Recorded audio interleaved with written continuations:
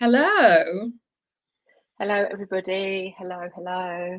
I know I said this at the beginning of the last two calls, but I was dancing again to that hold music. It's so jazzy. It just really gets me excited for a little dance.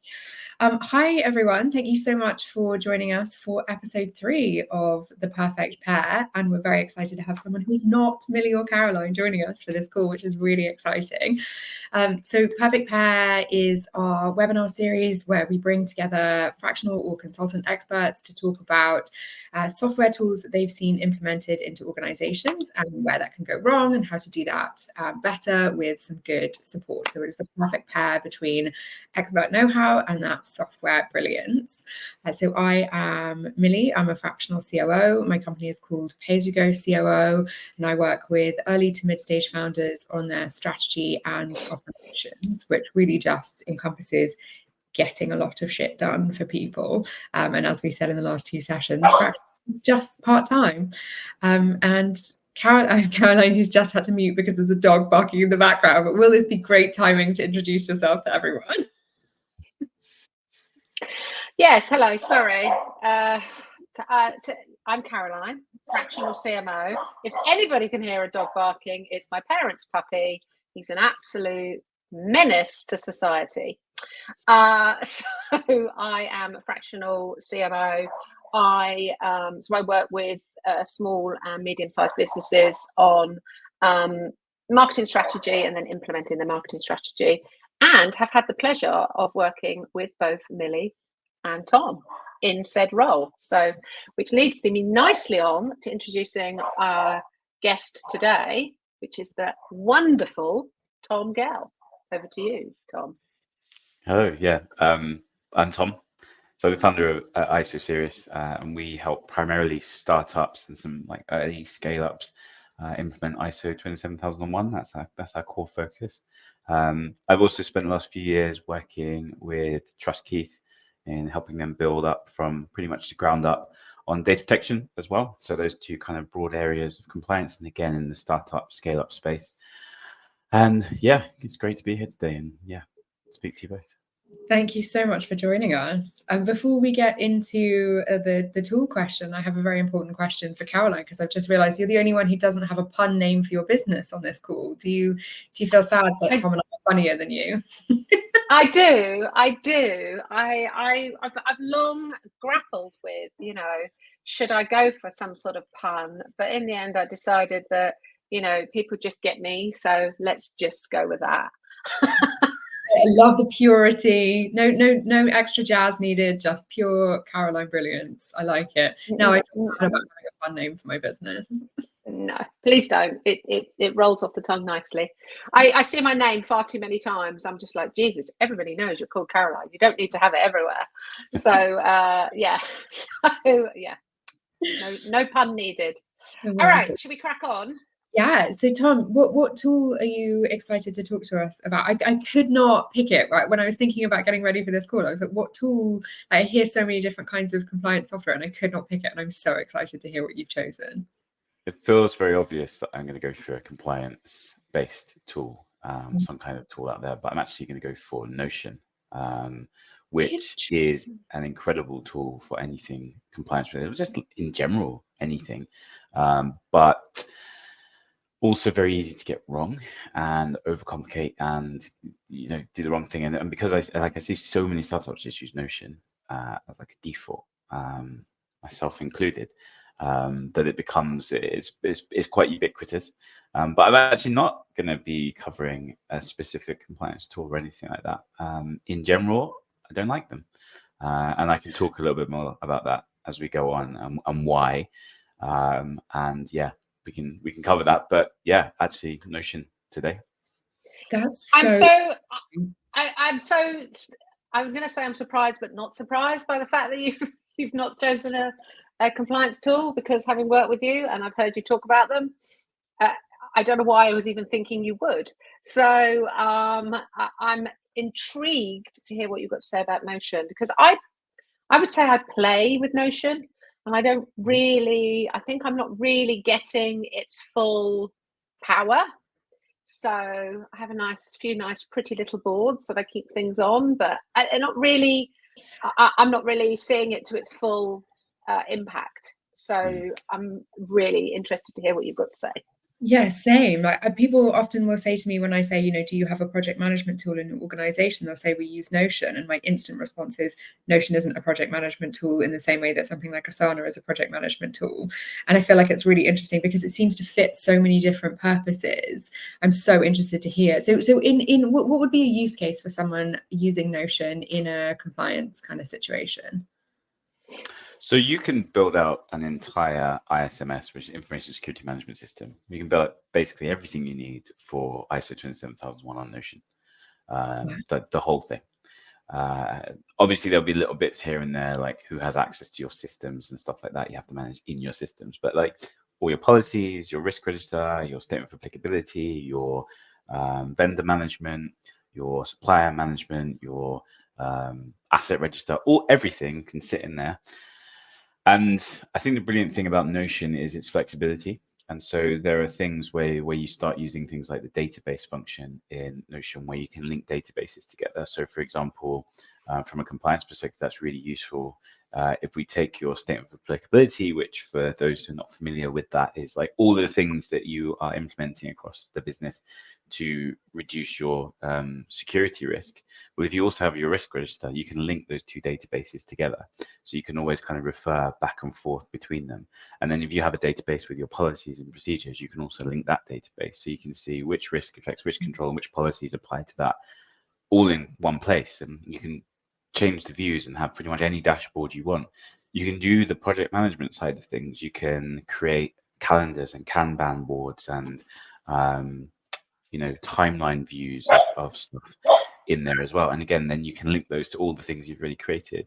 All your policies, procedures, all of those can sit in there as well. And you can have version control and version history and approvals and all of that side of things. So it's pretty limitless. There are some limits. There are some things where you'll hit a roadblock every now and again. But in general, it's pretty limitless, which comes with the inevitable, because it's a little bit limitless. It's also easy to take it too far. It's also easy to like overplay with Notion and get like over complicated and really difficult. But yeah, I find it like like I say, a really useful system for just being like, here's a blank sheet of paper. What could you possibly build with that? I've never really hit a place where I go, this isn't enough anymore. I need something on top of that. So yeah, I think definitely for startup scale ups, in the younger age, I mean, if you're a massive multinational, 20,000 person company, you'll struggle to build an entire ISMS on it. But certainly for startups and scale ups, it's really good. So yeah, you can pretty much do everything on it. And because it's flexible, it means that you can do things that actually work for you. And this is why I tend to stay away from compliance tools, because they're all set up to work for someone, and that someone often isn't you. And they're not as flexible. Whereas if you have something like Notion, it is much more flexible. So yeah, I'm a big fan. I know lots of people are big fans, and it's a quite popular tool. But yeah, I definitely think it's one that you should consider for anything in this kind of space. It's super interesting. Like the giant nerd in me is very excited now to go and check out Notion and set up all kinds of like interconnected storage links between different things. I'm like, what can I do? How can I link all these different things together? And I think that feels very exciting to me, because there's nothing I love more than filling in a form and designing a process and like really carefully documenting things. You should see the inside of my house. It's completely nuts. Where I can start to think about where, with the founders that I work with in early stage companies, where that could start to go wrong. I'd be really interested to see some examples, or hear if you can share with us any examples of situations where you've seen it fall down, I guess maybe because of that or because of other reasons associated with Notion. So I think it's one of those classics, because you can, sometimes people do. Yeah. And don't step back and go, do I actually need this? So I've seen really complex stuff being built on it where you're like, but do you actually need that? And actually, no, you don't. So I think that's one problem where you go, oh, I can build this really complex, and I've fallen into this trap. I could build this beautiful like change control thing where, you've got a click this button and it creates a form, and this form goes into this database and that kind of thing. And then you go, actually, we don't need that. You could just like send a Slack message and say, can I change this? And that would be fine. So I think like it's easy to take it too far. I think also people can sometimes, because I'm someone who doesn't particularly enjoy being stuck in the detail. I prefer stepping back a little bit and letting people who are good at detail do detail. And when you have a system as granular as Notion and as kind of like, you can go infinitely down into something. If you give it to someone who's very good at detail, they can often then just take that and go too far. So I remember when the toggle function released, where you had the toggle lists and you could hide the text, and if you press the toggle, the text came. And then you could put toggles inside toggles. And then you could put toggles inside toggles inside toggles. And someone who I work with who loves details did that. And then for someone like me who doesn't, I was immediately like, I cannot use this. I just like, what information do I need? Like, how do I get there? I have to click through like 7 things just to find the base level of information. So I think you take it too far as well. So yes, it's got huge amounts of possibilities in there, but it's always important, I think, to step back and go, actually, what am I looking to achieve here? What am I looking to do? Don't just use the functionality for the sake of it.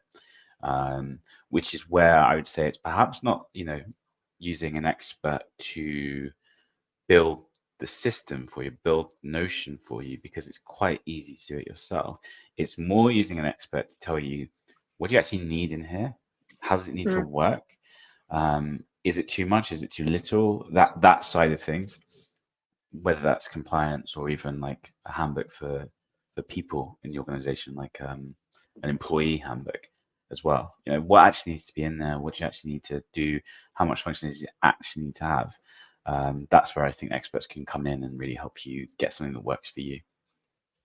So is that what is that your starting point normally, Tom? Then you start from what's the overall objective? Because the times that I've seen Notion in play are, it has had loads of detail, and you're on the one page, and then it's got, because you've got all the different types of functions that you can skip to, haven't you?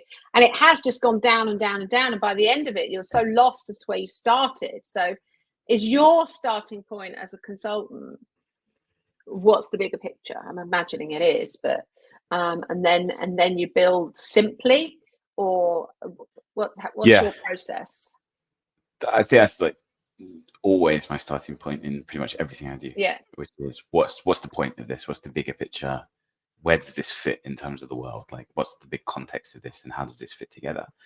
And then as simple as possible. And it's some of those things that are, this is the thing, because you're in a system and you don't have control over like exactly how it looks and exactly all of the functionality like you would if you were, say, pro coding your own system. People forget about user experience. People forget about user interface and stuff like that. And you've got to remember that if it takes 7 clicks to get somewhere, people are probably not going to get there. If it takes 1 click, then they probably will. So never losing sight of some of those kind of basic like tenets of user experience. If you want to go to the next page, people are far more likely to click something that's on the right than if it's on the left or something. And those things, they still exist in Notion. So yeah, I think starting with the bigger picture and going, how do I make this as simple as possible to use? And how do I make it do exactly what it needs to do and no more? Because yeah, that's when you can easily slip into overcomplication.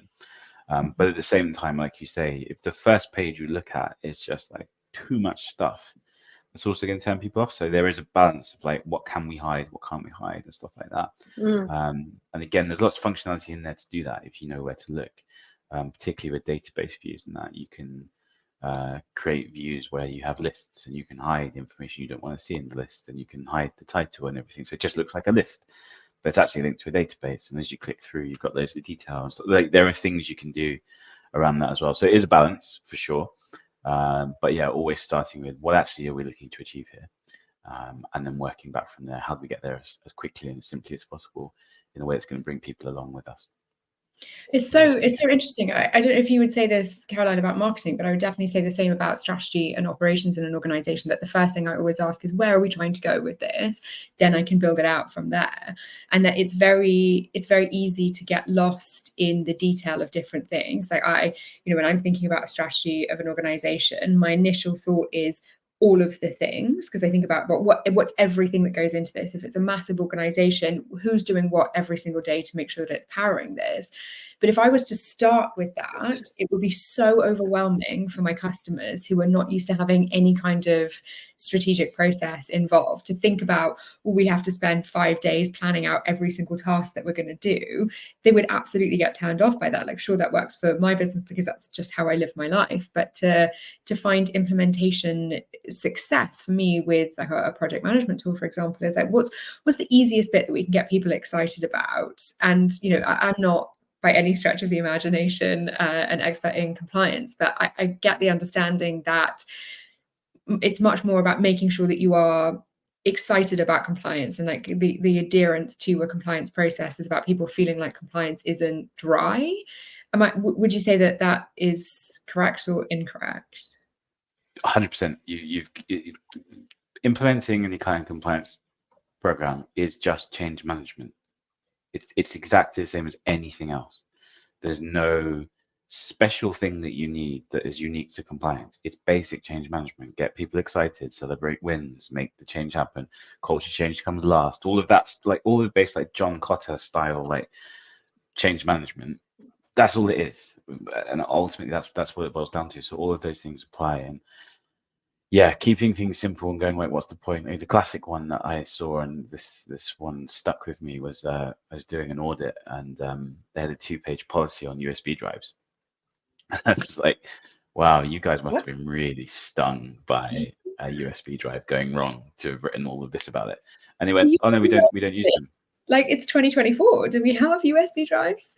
Well, then I said, well, you must be really stung. They said, we don't use them. And I said, well, why isn't your policy USB drives are not allowed? Yeah. That's your policy. Like, why have you got 2 pages and all the potential outcomes? So yeah, it's the case with all of these things. Like, what actually applies to you? What actually do you need to do? Does it make sense? I think this is the thing with a lot of compliance tools or like pre-packaged compliance things, is that they try and appeal to everything, every potential scenario, because they're trying to sell to everyone.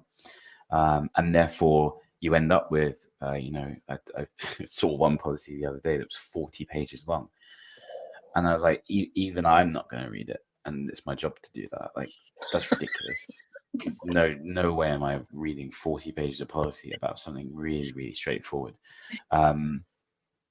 Because it's trying to appeal to a situation where, I don't know, you're Microsoft and you need a 40-page policy. And even then I would challenge that. But let's say you're a big, fearful corporate. Maybe it's more appropriate for you. And obviously, startups and scale-ups, it's a nonsense. It's never going to work for you. No one's going to read it. No one's going to interact with it. And you're going to sit down in front of an auditor, particularly with ISO, because you're externally audited. So an external auditor is going to come along. They're going to look at you and they're going to say, tell me what this means. And you're going to go, I have no idea. So like, yeah, it's got to work for you. Which is why generally I'm quite, compliance tools, startup scale-ups don't work. Compliance tools and experts work. If you are in a bigger company and you are the head of InfoSec, there's a place for compliance tools. Absolutely, that's where they sit quite well, where those experts can do it. They often sell to startups and scale-ups, and the amount of times I've gone in and seen this, it just doesn't work. They don't know what they're doing with it. It becomes a mess. Nothing makes sense, and they struggle with it. But they've been sold it. Sometimes I think, was it truly ethical to sell them something that they knew that they could never possibly run? I don't think so.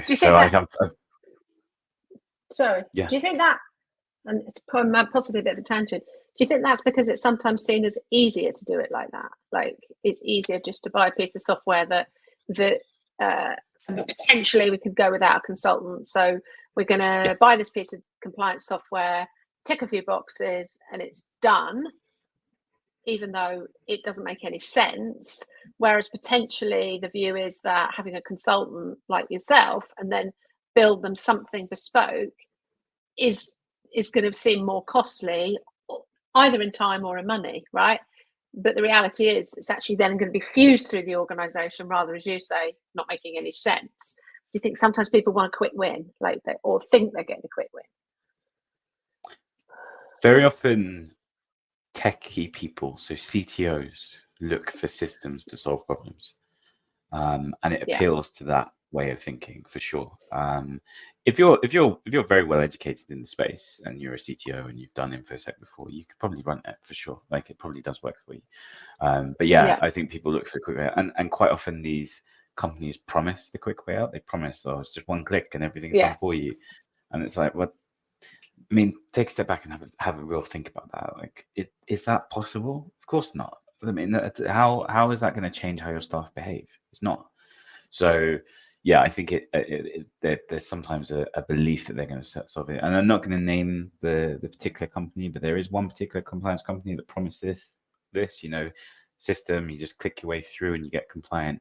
And at the end of their sales process, they upsell you for the exact same price as the system, a consultancy firm to implement it for you.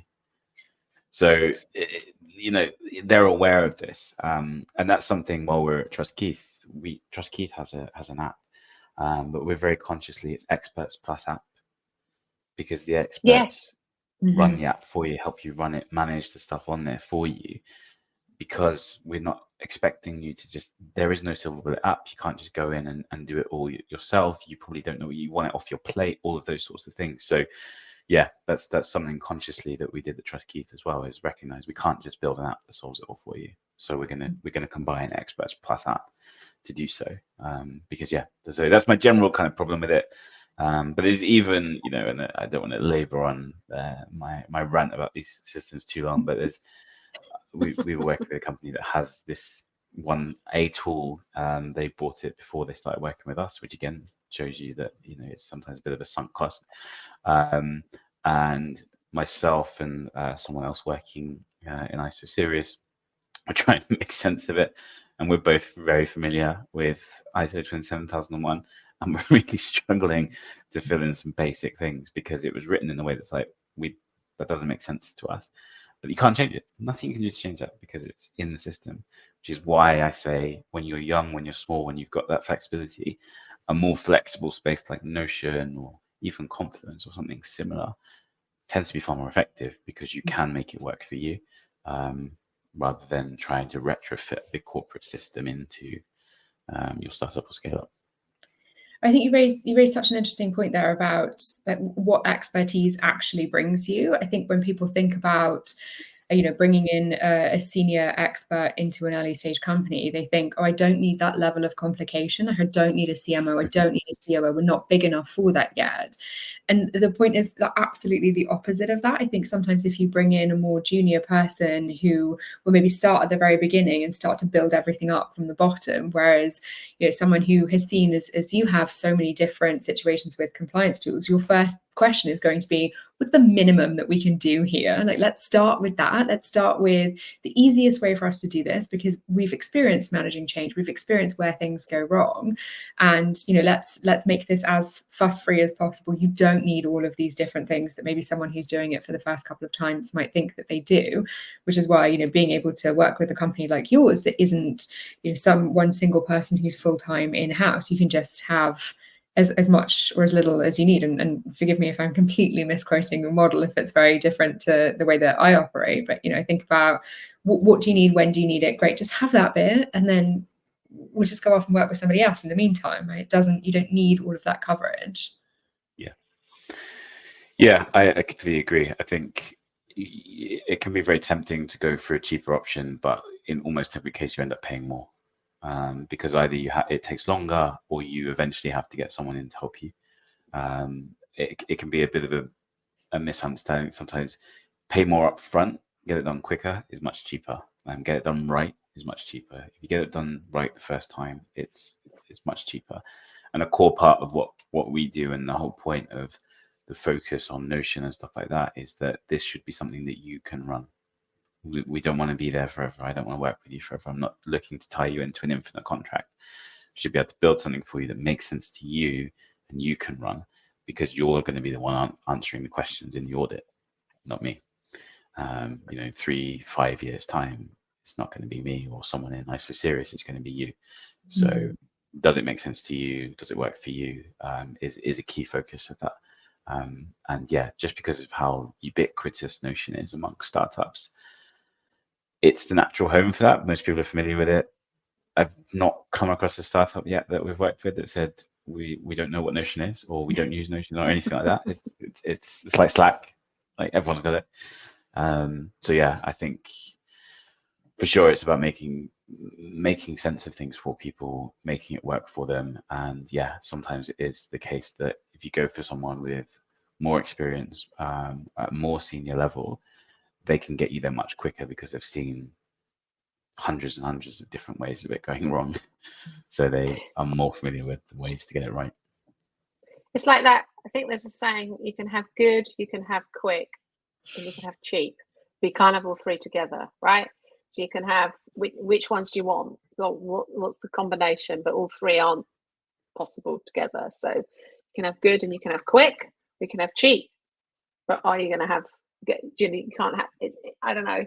It's an interesting point. Do you find, Tom, that when you're putting a Notion implementation in, are the businesses generally running their whole business off of Notion, rather than you Quite coming often. in and just giving this as a separate tool? So although they're familiar, the whole systems are built around it, from the marketing team to the sales team to biz dev or whatever. Generally not systems. I think most people don't use Notion as systems. I think most people use Notion as like a handbook. Of written text.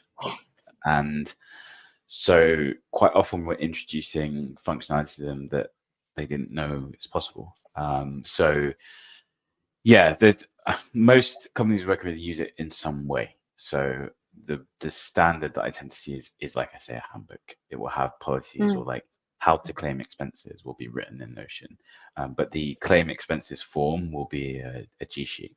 And what they might not have realized is that you can create a button on Notion that says generate new form, and it can generate the form. It can all be done in Notion. It can feed into a database, and it's all there done for you. So I find that yes, they're often using it, then generally not using it to its full potential, or they've not got there yet.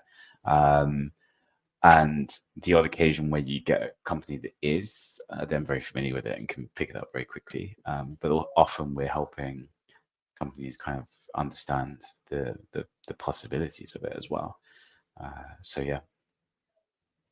I'm really excited about Notion now. I've never used it. Have you not? Because I'm always relentlessly saying, no, it's fine. I've got Asana and I've got Google Drive. I don't need Notion.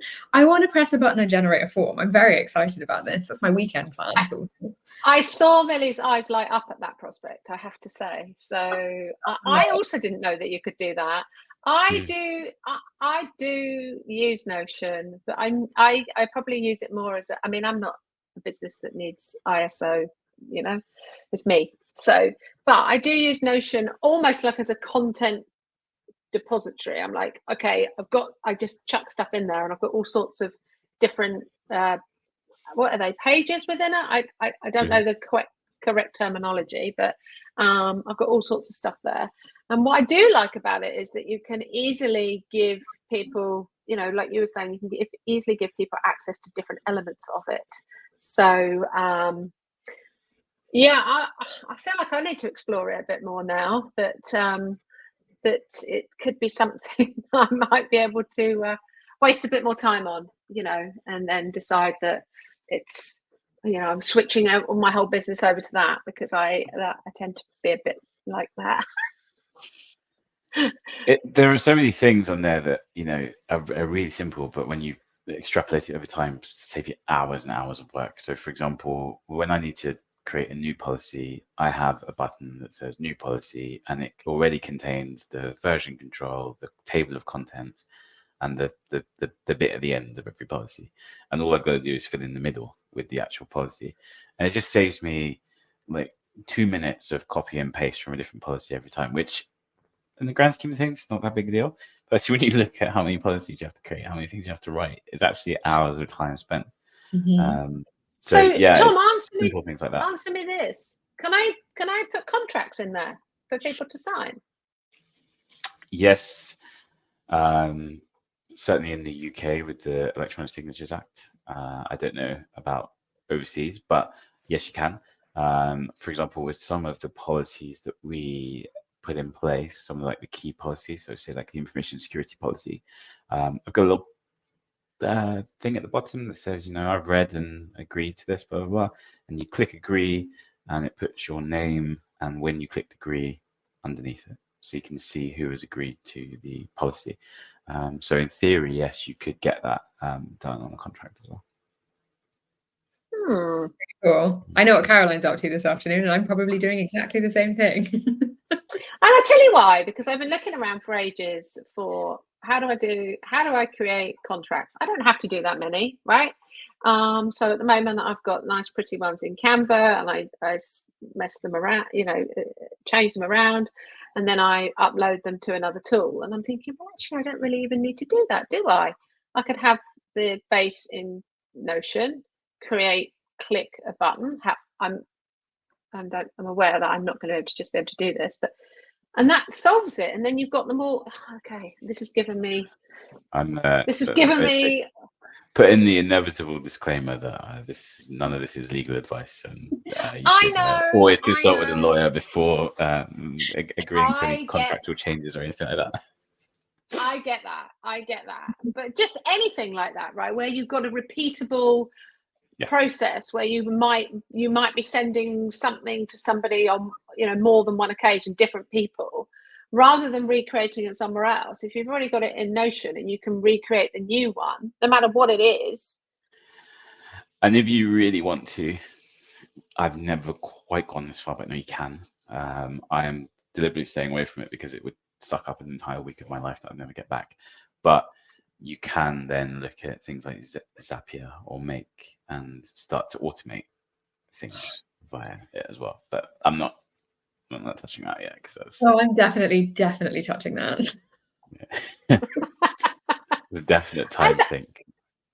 I did not know that you could do all of that with Notion, I have to say. I had no idea.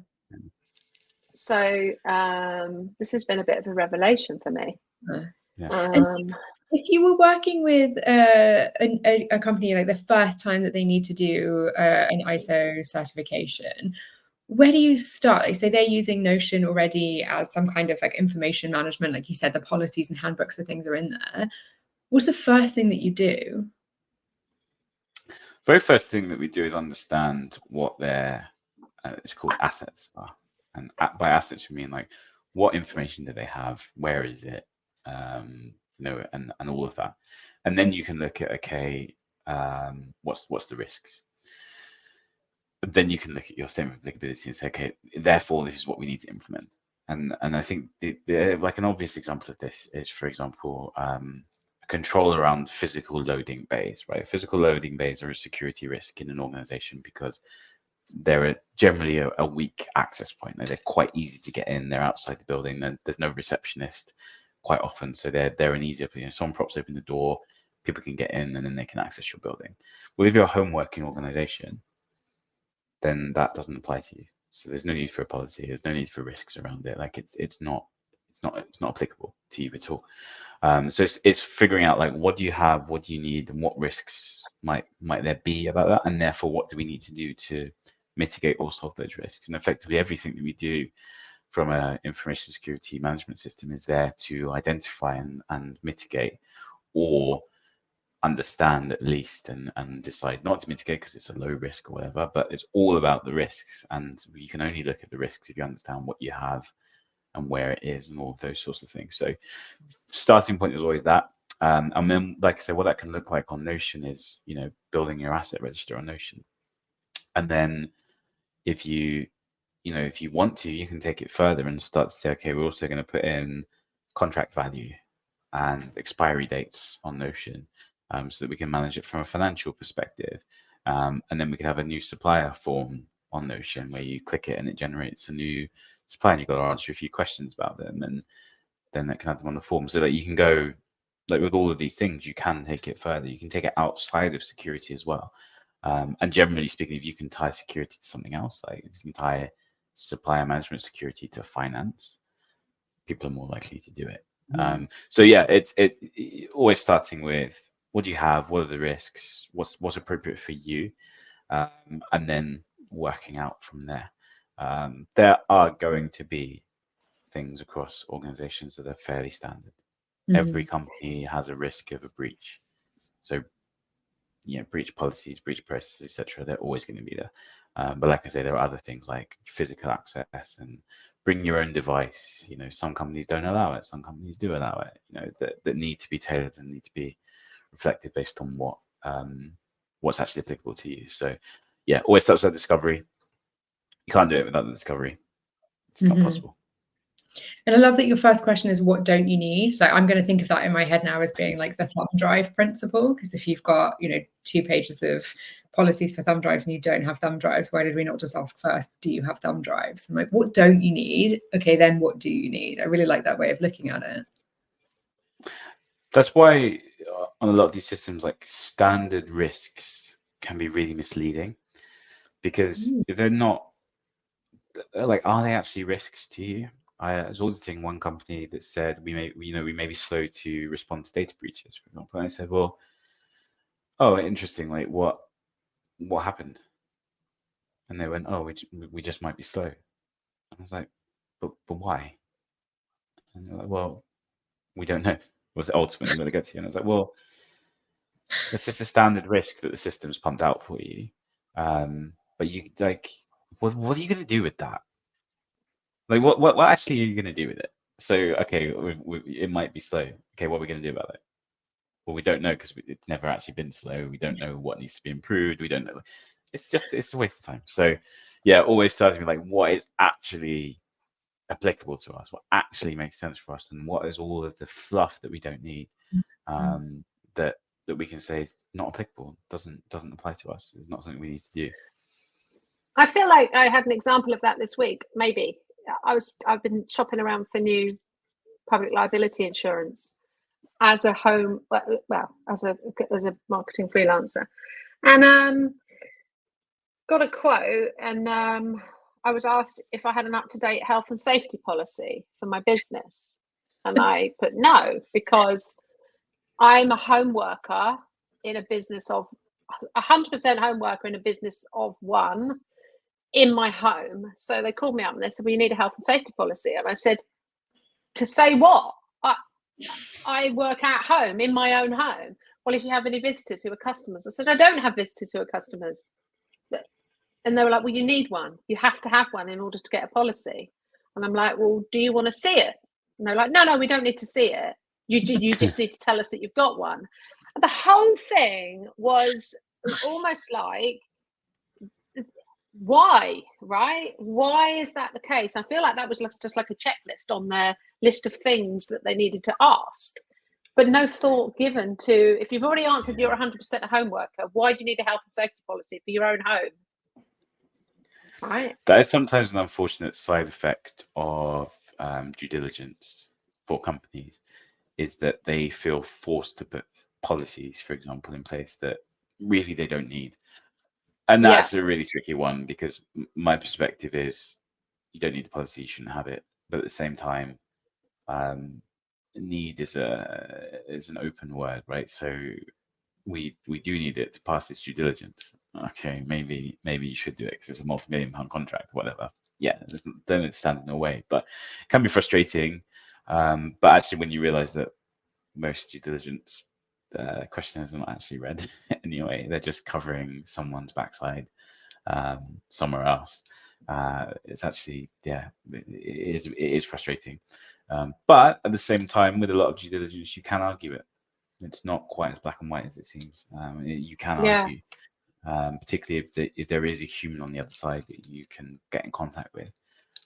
Quite often with due diligence, we say, so for particularly small companies, say from a data protection perspective, we say, well, if you can justify that you have like the legal minimums, like the the basis of the law in. Yes, we don't have a complex backup and restore policy. Yes, we don't have a really complex acceptable use policy or stuff like that just yet, but we're 3 people. We've done the basics. Generally, you can argue that, and it works. You know, being aware of your gaps, being aware of how far you are away. The same thing with ISO. The amount of contracts that I've seen pass, if someone says we're actually working towards ISO, we don't have it. They say we only work with you if you've got ISO 27001, and they go back and say we're actually getting ISO 27001, and they go, great, yeah, we'll work with you. So yeah, due diligence can, like you say in that insurance case, can be a challenge because it can, you know, it can challenge those notions of keep it as simple as possible. But even then, there's still sometimes a chance to push back. But yeah, it's a difficult one. It's just an absolute minefield for, I think, early stage companies to navigate. So I remember when GDPR first became like the thing that everyone was talking about. I think I was working in my first ever startup role. So that would have been 2018-ish. I don't know if that's a timeline that makes sense to that, but it was the first time I'd ever really heard about GDPR. It was my first ever COO role. I was like, oh, I'm in charge of this thing and I have no idea. And people were saying, oh, you're going to get time charged this X amount of revenue. So we're pre-seed, we haven't got any revenue. So like, good luck with that. And it was this absolute fear. And I was sent by the investors to all of these lawyer meetings. It's like, this is so confusing and it's so stressful. And I'm filling in all of these forms. Like, even if you do basic things like cyber essentials, you're filling in a bunch of stuff like for Caroline's health and safety policy that just isn't relevant for your organization. And I think that leads to a mentality of, I'm just going to forget about this and I'm going to bury my head in the sand and I'm not going to do anything about it. Whereas from the way that you talk about it, it seems like actually this is a relatively easy process to go through. It's just following these steps and it's just understanding that what does apply and what doesn't apply. And it doesn't have to be this really scary, stressful thing. If you're a small company, startup, scale up, say under 30 people, getting ISO 27001 is really easy, really straightforward, because your requirements are lower. You're not doing as much. The more you do, the harder it gets. If you've got one product person and you're building one product, there's only one product to risk assess. There's only one product at a time to be assessing and keeping on top of. When you get to a point where you've got 5 product teams on 5 products and then you want to implement, I said, well, then now it's much more difficult. Now it takes much more time, much longer. And I think sometimes people flip it the other way around and they think, well, we're going to wait till we're bigger to get it. Actually, it's easier when you're smaller because you can get those things right with less pressure. And then as you grow and you introduce a new team, all of those processes that work, you can move to that new team and stuff like that. So yeah, I definitely recommend like looking into it at least younger than a lot of companies do. I'm working with a 2-person company right now. That's such an interesting way of looking at it. And I would never have thought it in that way. No. I mean, that's like the golden nugget, right? Like, think about it when you're small and the processes grow with you rather than then trying to mold them or or back, architecture them or whatever. That's such an interesting thought. Strictly speaking, that's not in my interest. I'd much rather you were a 150-person company that I could charge a lot of money to solve and it would take a long time. That would be in my interest. But it's just not true. It unfortunately, like it is easier to get done when you're smaller, easier to build in those things that you understand and you can maintain and you can carry on as a business. And 100%, I mean, I've done hundreds of audits, upwards of 400 of startups and scale-ups. And the companies where you've got someone who either through sheer force of will or previous experience or investor demands has done the basics early, it's a breeze working with them. Amazing. It's so much easier. And as they grow, it's so much easier. The companies that have been founded, in the founder's bedroom, when they were 21 and now they're 150 people and they've never really done any of that, that's when it's a real challenge because the whole culture has been set up in a different direction. And that's really tough and they are much, much harder to solve for. And yeah, like I say, I think the general perception is let's wait till we're bigger and we've got the resources to manage it. The bigger you are, the more resource it will take to manage it. So Yes, you can do it, but you'll need to spend more on it. So fascinating. I'm like really excited for more companies to understand what it is that you're saying here about like start early and build the framework and the foundations for what you need to grow. So I'm conscious that we're coming to the end of the session. If somebody wants to have a chat with you about bringing in an ISO certification process, I'm probably phrasing that sentence wrong, but you did tell me, how do people get in touch with you? What kind of things can you work with them on? Yeah, just so you can either just email me directly, tom@lysoserious.com, or you can go on the website. There's a link to book in a 15-minute call. Very simple process, 15-minute call, just to understand what you're looking for. Then there's a short questionnaire afterwards, and then I can tell you exactly what it will cost and what it will look like from that. So it's very low effort kind of experience, which is my goal. I hate drawn out sales processes. I hate like 3-hour sales processes where you don't find out the price to the end. Yeah. That really Yeah. drives me mad. So it's as short and as simple as I can make it. And yeah, you can book that directly on the website. There's a link to book in the call. And yeah, have a chat. And in terms of what we help with, yeah, I primarily focused on either getting you towards ISO 27001 and getting you certified, or helping you stay certified if you already are certified. That's our primary focus at the moment. Real. Well, thank you so much. I've so thoroughly enjoyed this conversation. I feel like every time I talk to you, Tom, I learn so much, and I'm like, so excited for things that before I thought were a complete minefield. But I feel like this has been a really great one for me. I think my big takeaways are I'm getting Notion, and don't build too many processes that link into other stages of other bits of other different things, and down and down and down. Calm it down, I think, is my one takeaway from that. Yeah, I think also mine in Notion, but also the simplification of it, right? The don't do something just because you think you've got to do it and chuck everything at it. What's the 1, 2, 3 things that you can do that are going to move you forward? Because actually that's how I approach marketing, to be honest. So I think that's probably why that appeals to me as well. So yeah. Cool. Well, our next session will be out in 2 weeks, 2 weeks after this one, and we'll send some notes out with information on how you can get in touch with Tom and also what's going to be coming up in the next episode. But in the meantime, thank you everyone so much for joining us. It was wonderful to chat with you all, and thank you, Tom. Yeah, thanks for having me. Enjoyed it. Soon. Bye. Speak soon. Bye. Bye.